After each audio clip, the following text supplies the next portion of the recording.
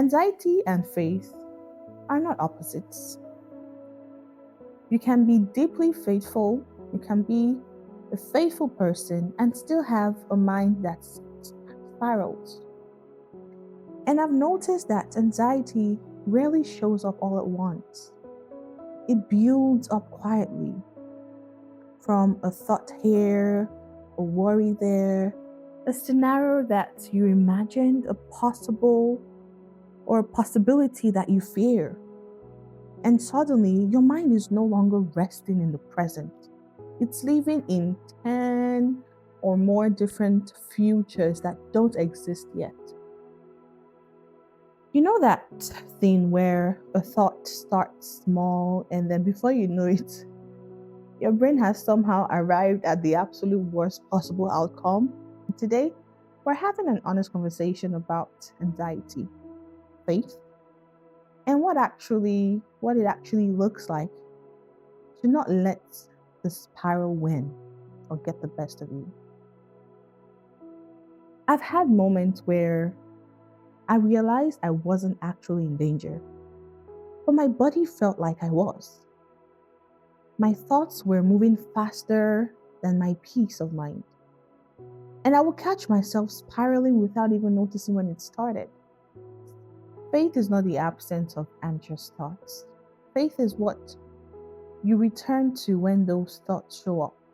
I ask myself, why doesn't the anxiety just go away if I'm a person of faith? Why is it still there even when I know the truth? Jesus once said, do not worry about tomorrow, not because tomorrow doesn't matter, but because your mind was never designed to live in tomorrow. What do I return to when I notice I'm spiraling? Sometimes anxiety does not feel like fear. It feels like thinking too much, replaying conversations, predicting outcomes, trying to prepare for everything that could go wrong so that nothing catches you off guard.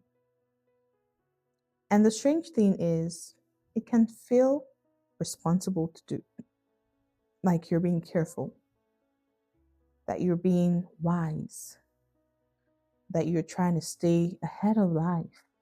But underneath it, there's usually something deeper, a need for control, a need to always be on no, a need to hold everything together mentally before it even happens. And I've noticed that anxiety rarely shows up all at once. It builds up quietly from a thought here, a worry there, a scenario that you imagined, a possible or a possibility that you fear. And suddenly, your mind is no longer resting in the present. It's living in 10 or more different futures that don't exist yet. Anxiety and faith are not opposites. You can be deeply faithful, you can be a faithful person and still have a mind that spirals. This discussion is honest about what anxiety actually is and what faith does and does not do about that anxiety. You know that thing where a thought starts small and then before you know it, your brain has somehow arrived at the absolute worst possible outcome? That happens to me a lot. And you are fully convinced it is going to happen. Like it starts as, I've not heard back from them yet. Or, oh, are they going to call me? And then it becomes, they probably hate me. They didn't like my pitch. Oh my God, I've ruined everything. My life is falling apart. And this happens in about 30 seconds, 40 seconds, just a split of seconds. Yeah. See that spiral? That's what we're talking about today, going from 0 to 100. Welcome to Through Eyes of Love. And today, we're having an honest conversation about anxiety, faith, and what it actually looks like to not let the spiral win or get the best of you. I've had moments where I realized I wasn't actually in danger, but my body felt like I was. My thoughts were moving faster than my peace of mind. And I would catch myself spiraling without even noticing when it started. And in those moments, prayer sometimes did feel difficult. Not because I did not believe in God, no, but because my mind was louder than my faith at that moment. But over time, what I've been learning is faith is not the absence of anxious thoughts. Faith is what you return to when those thoughts show up. It's not about not spiraling ever. It's about learning to come back, pull yourself back, back to your truth, back to the present, back to God. And here's the thing that I wrestled with for a long time. And I like to think myself as a person of faith, a believer. I pray, I trust God, genuinely. I do.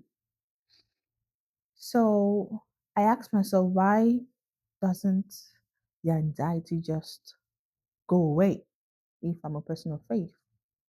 Why is it still there even when I know the truth? The truth is supposed to make me free, you know? Is there something wrong with my faith? Am I not trusting God enough? Jesus once said, do not worry about tomorrow, not because tomorrow doesn't matter, but because your mind was never designed to live in tomorrow. And when I think through the eyes of love, God is not looking at us frustrated when we spiral, like, what is wrong with this child of mine? No. He's stretching out his arms and inviting us back to him, not with shame, but with presence. So maybe the question isn't how do I stop anxiety completely? Maybe the question is what do I return to when I notice I'm spiraling? Because the act of returning is the practice. It's not about perfection. Understanding that faith does not eliminate anxiety, it gives you somewhere to take it. The book of Philippians, chapter 4, does not say people of faith never feel anxious. It says when you're anxious, bring it to God in prayer, in supplication, in petition, with honesty. It's not a promise that the feeling would disappear. It's an invitation to bring the feeling somewhere rather than letting it run unchecked in your head. The practice is not you suppressing that feeling of anxiety. It's about you learning to redirect it when it starts to happen. Every time that spiral starts, put a name on it, call it out, bring it to God rather than feeding it. Because when you feed it, it lingers, it stays longer than it should. Don't feed it. Don't feed it. It's so important. And then it's going to give you peace that transcends all understanding. Not the kind that comes from figuring everything out, but the kind that holds you even when nothing is being figured out. It does not make sense from your point of view, from the outside, but it guards you from the inside, that peace. That is what God is offering. That's what God will offer you when that spiral comes and you take it to Him. And you also need to know that that spiral is a liar. You have to argue back, challenge it. Here is something that I feel is really practical. Spiraling works by taking an unlikely worst case scenario and presenting it as inevitable. So let's say your job is to argue back with reality. What is actually likely? What has actually happened before in situations like this? what you actually know versus what you are projecting. It's not being toxically positive. That's not what we're talking about. This is refusing to let your anxiety write a story that the facts do not support, that the truth do not support. And accept that peace of God that guards you. Accept the fact that that peace is there to guide you and not to remove the anxiety. The book of Philippians says the peace of God will guard your heart and mind. Guard, not to remove all the stress or the anxiety. Not guarantee that nothing hard or bad will happen, but stand guard at the entrance of your heart and mind so that the spiral does not get to moving permanently and destroy you. Matthew tells us not to worry about tomorrow, for tomorrow will worry about itself. Tomorrow will worry about itself. Each day already has enough troubles on its own. Anxiety almost always lives in tomorrow, not today. Today is manageable. It is the imagined future that the spiral populates with the worst cases. And Jesus is saying, come back. Come back to me. Come back to today with me. I'm in it with you. Today has what you need to handle it.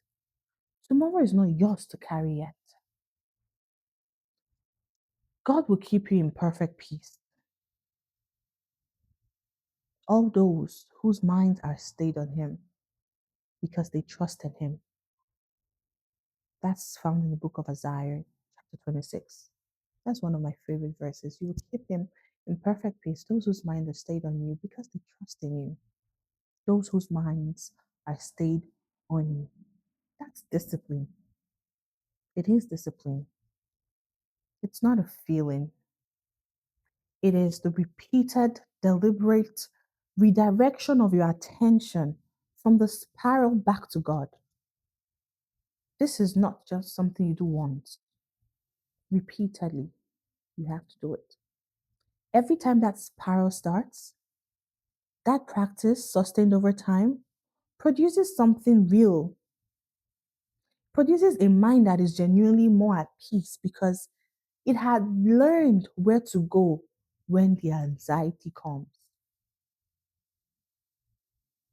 So, next time you find yourself being anxious and then the spiraling starts, instead of running away from facing it and allow that spiral consume you, call it out. Don't be quiet about it. Call it out. Tell yourself, this is anxiety. It's not real yet. It hasn't come. It hasn't happened. Name it.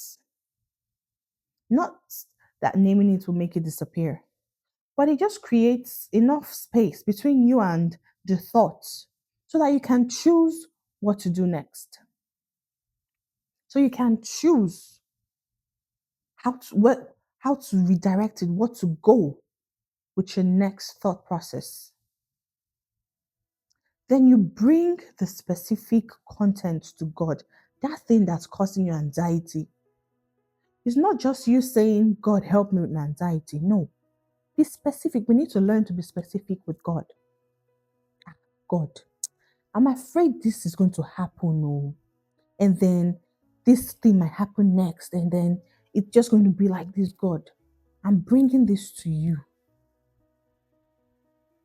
This is what turns your prayer from a spiritual mood setter to an actual conversation with your Father that knows everything that's going to happen.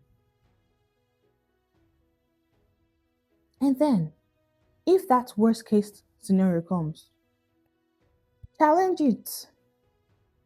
When that spiral presents the worst case as inevitable, ask yourself, is this likely or is this what anxiety does? Is this likely to happen? Or it's just anxiety that's just exaggerating things? What is the most realistic outcome?